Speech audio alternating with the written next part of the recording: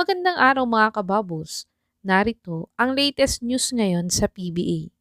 San Miguel Beermen, hindi na interesadong kunin import si Benny Boatwright ngayong Commissioner's Cup. At Barangay Ginebra, may good news sa 2025 ngayong Commissioner's Cup. At Barangay Ginebra, nilagay na sa trading block nila ang isang star player nila.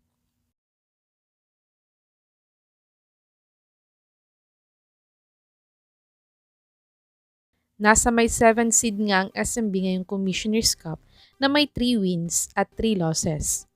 At ilang beses na nga silang papalit-palit ng import ngayong conference. Dahil ang original import talaga sana nila ngayong Commissioner's Cup ay ang super import nilang si Benny Boatwright. Kaso nga lang ay nagkaroon nga siya ng Achilles injury at nagpapagaling pa ito. Pero nangako daw ito sa SMB na pag magaling na siya ay sa kanila ulit maglalaro ngayong Commissioner's Cup. At ayon naman sa spin ay may source daw sila sa loob ng SMB na may sinasabing hindi daw sumasagot sa kanila si Boatwright at sana daw ay sa kanila na sana siya mag-training at mag-rehab at dagdag pa ng source ay sobrang tagal na daw nilang nag-aantay sa kanya kaya't baka hindi na nila siya kunin ngayong conference.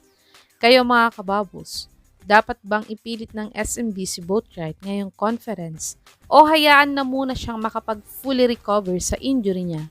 I-comment nyo na po yan sa baba.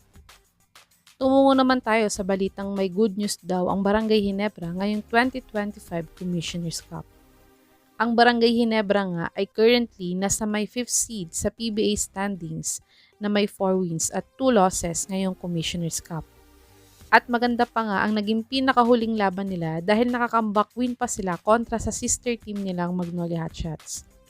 At ang good news pa nga nila ngayon ay ini-activate na nila ang high flyer star player nilang si Jamie Malonzo sa kanilang lineup ngayon. Matatanda ang 9 months nang hindi nakakapaglaro ng basketball itong si Malonzo dahil sa natamo niyang calf injury last April 2024. Kaya't baka sa Sunday nga daw ang kanyang debut game sa kanyang pag-comeback sa Ginebra. At sakto nga nakontra pa ito sa powerhouse sister team nilang San Miguel Beermen. At isa pang balita tungkol sa Barangay Ginebra ay inilagay na nga daw nila ang isa nilang star player sa trading block. Ayon nga sa source na to, ay inilagay na daw ng Barangay Ginebra ang star player nilang si Maverick Ahanmisi sa trading block matapos i-activate si Jamie Malonzo sa kanilang lineup.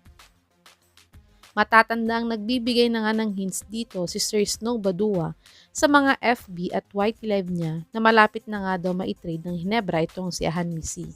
Sa tingin niyo mga kababos, sa isang big man kaya nila ititrade si Ahanmisi o isasama kaya nila sa posibleng 3-team trade nila sa TNT at Jeep upang makuha nila si Mikey Williams? I-comment niyo na po yan sa baba.